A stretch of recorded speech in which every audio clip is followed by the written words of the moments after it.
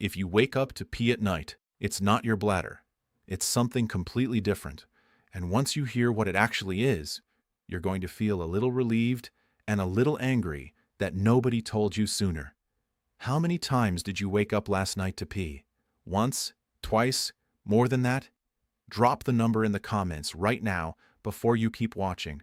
I want to see how many of you this is really affecting. Be honest with yourself for a second, because so many people who get up through the night immediately assume they have a prostate problem or a weak bladder. I'm Dr. James Carter, and I want to tell you right now, that assumption is wrong for the vast majority of people. Stick with me for the next few minutes, because I'm going to show you exactly what's really going on, and more importantly, how to fix it fast. Before we go further, let me tell you a little about who I am and why I care so much about this specific problem. I'm a senior health physician, and over the years I've sat across from hundreds of patients, some in their 60s, some in their 80s, who all say some version of the same thing. Doctor, I just can't sleep through the night anymore because I'm up peeing. It breaks my heart every time, because in almost every case, it's completely fixable. Here's the real problem. It's not the peeing itself, it's what the peeing does to your sleep, because once your sleep is destroyed, it triggers a cascade of other problems throughout your entire body. Poor sleep affects your metabolism and your ability to lose weight. It raises your cortisol. It puts you at risk for type 2 diabetes and something called insulin resistance, which then creates a whole new set of blood sugar issues. It raises your blood pressure, stiffens your arteries, and packs on visceral fat because of that elevated cortisol. It keeps your body stuck in hunger mode, craving snacks all day long. And that's not even the worst part. Poor sleep interferes with your brain's ability to detoxify itself overnight, which is exactly why you wake up with that thick, heavy brain fog. I've experienced that myself, and it is miserable. Your mood drops, anxiety and depression creep in. Your memory, your focus, your concentration, all of it suffers. Add in low testosterone and constant daytime fatigue, and you can see how one small nighttime bathroom trip spirals into a full-body health crisis. Does any of that sound familiar to you? If it does, stay with me, because it gets a lot more interesting from here. Now here's something fascinating. There are cultures around the world where people routinely live into their 80s and 90s, and they sleep straight through the night. No interruptions. Meanwhile, in the US, 1 in 5 men and 1 in 4 women get up at least once or twice every single night to urinate. Doesn't that strike you as strange? If aging alone caused this, wouldn't the cultures with the oldest, healthiest populations have the worst symptoms? They don't. So aging is not the real cause. There are specific, correctable reasons this is happening to you, and I'm about to walk you through every one of them. So which one applies to you? Let's find out together. Let's start with the hormone almost nobody has ever heard of, antidiuretic hormone, or ADH. Just look at the name for a second. Anti plus diuretic. It's literally the hormone whose job is to stop you from urinating excessively, especially overnight. This hormone governs your body's entire water balance. When it's working properly, your kidneys concentrate urine at night, so you can sleep uninterrupted. When something disrupts it, your body produces far more urine than it should, right when you're trying to rest. So what throws this hormone off balance? Let's go through the list one at a time, because I promise you, at least 1 or 2 of these apply directly to you. Ready? Sodium and potassium imbalance. This is incredibly common. When you have too much sodium and not enough potassium, your kidneys have to work overtime to flush out the excess salt, and that means producing more urine, especially while you sleep. The fix is simpler than you'd think. Avocados are loaded with potassium. Leafy greens and big salads are excellent sources too. Small dietary shifts here can make a noticeable difference within days. Blood sugar. If you're diabetic or even borderline insulin resistant, You already know this pattern. When there's too much sugar in your blood, your body works to eliminate it. And as that excess sugar passes through your kidneys and bladder, it pulls water along with it. More sugar in the blood equals more urine at night. Fluid retention. Here's a quick test you can do tonight. Press into your lower leg, your ankle, or the top of your foot. If it leaves a visible dent, you have fluid retention. Go ahead, try it later, and let me know in the comments what you find. During the day, gravity keeps that fluid pooled in your legs. But the moment you lie down flat in bed, that fluid redistributes back into your bloodstream, and your kidneys have to process it. Guess where it goes? Straight to your bladder, in the middle of the night. B1 and magnesium deficiency. This one surprises people. Vitamin B1 governs the part of your nervous system that controls bladder function, but B1 can't do its job without magnesium as a partner.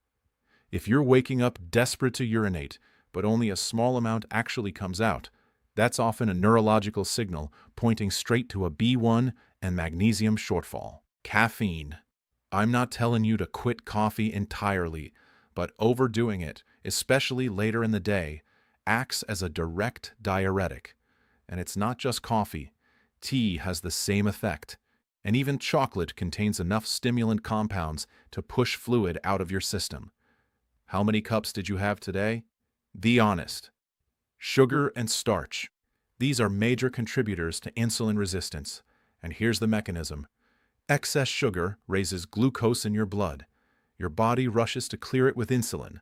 And as that sugar exits your system, it drags water out with it. Eat sugar or starchy carbs in the evening, and you are setting yourself up for multiple bathroom trips overnight. Excess protein, especially at dinner. When you eat more protein than your body needs at once, one of the byproducts is urea, and your body clears urea by producing more urine.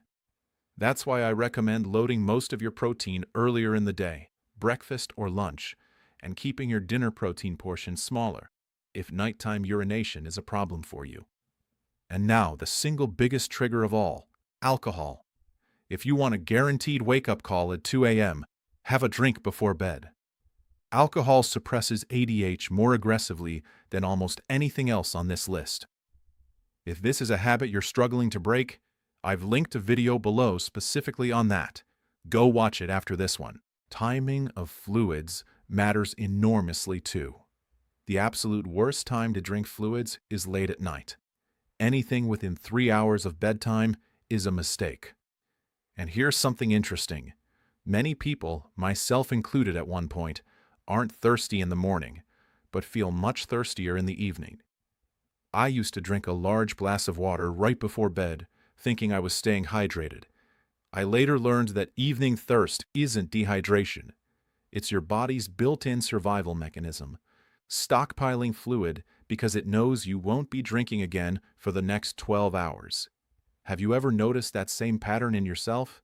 And it gets worse if you're snacking at night on carbs, starches, or salty foods. That combination makes you thirstier, so you drink more, and now you're up all night, partly because of the fluid, and partly because that sugar and starch is draining your potassium even further. Here's a number that puts this all in perspective. Your kidneys filter about 170 liters of fluid every single day. All that filtering, yet your body only needs to eliminate somewhere between 1.5 and 2 liters. That's how precise this system is supposed to be. And it's exactly why small disruptions cause such noticeable nighttime symptoms. Wild, right? So now let's talk about how to turn this around, step by step. Stay with me here, because this is the part you came for. First, cut out alcohol at night completely. This single change alone can transform your sleep almost immediately. Second, stop drinking fluids within 3 hours of bedtime. Front-load your hydration earlier in the day, right up through dinner. Third, avoid salty foods in the evening, and skip nighttime snacking altogether. I want to be blunt with you. Out of everything on this list, evening snacking is the single worst habit if you're waking up even once a night. It drives insulin resistance, and undoes almost every other improvement you make. Fourth, if your sodium to potassium ratio is off, and for most people it is, start increasing potassium-rich foods like avocados, or consider a high potassium electrolyte earlier in the day, never at night. Fifth, cut back on caffeine throughout the day, not just at night. I've seen patients who drink coffee from morning to evening finally break the nighttime cycle just by trimming their overall caffeine intake. Sixth, lower your overall carbohydrate and sugar intake. Remember, water follows sugar. Less sugar circulating means less reason for your body to flush fluid out through urine, and less insulin resistance building up over time. Seventh, go easy on protein at dinner specifically. Shift your larger protein portions to breakfast or lunch instead. And finally, if you're experiencing that frustrating pattern of urgent need with very little output, that's often neurological. In that case, add a therapeutic dose of B1. I typically recommend around 4 times the standard label dose, along with magnesium glycinate and additional potassium. I want you to try this, all of it, together, not just one piece. Which one of these steps are you going to start with tonight? Tell me in the comments. And when it works, and I believe it will, come back and comment below again. Tell me and everyone else watching that it worked for you. It gives other people going through the exact same struggle real hope that this is fixable. Before you go, I've put together a free 1-page printable checklist covering my full daily routine for this exact problem. It took me a long time to refine it down to something this simple, and it costs you nothing. The link is right below this video. Print it, stick it on your refrigerator, and follow it every day.